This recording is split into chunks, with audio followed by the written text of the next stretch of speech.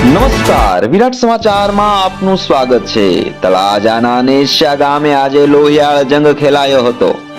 આજ રોજ ભાવનગર જિલ્લાના તળાજા તાલુકાના નેસ્યા ગામે મારામારીનો બનાવ બન્યો હતો, જેમાં એક યુવાનને માથાના ભાગે લોહિયાળ ઈજા થતા તાત્કાલિક તળાજાની ખાનગી હોસ્પિટલમાં ખસેડવામાં આવ્યા હતા। જેમાં જાણવા મળતી માહિતી મુજબ તળાજાના નેસ્યા ગામે ભરવાડ સમાજ અને ક્ષત્રિય સમાજના યુવાનો વચ્ચે ધીંગાણું ખેલાયું હતું, જેમાં ભરવાડ સમાજના યુવાન અજયભાઈ હકાભાઈ આલગોતર ઉંમર અંદાજે 30ને માથાના ભાગે લોહિયાળ ઈજા થઈ હતી, જેને સારવાર માટે તળાજાની ખાનગી હોસ્પિટલમાં ખસેડવામાં આવ્યા હતા।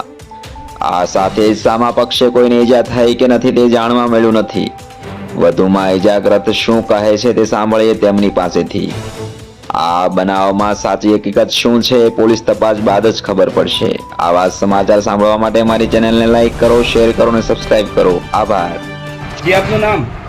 અજયભાઈ, શું બનાવ બન્યો? હું હાલ્યો જતો હતો ત્યાં મારી આડી ગાડી કરી, મારી આ માથાના ભાગે તલવારનો ઘા કર્યો। કોણ કોણ હતું?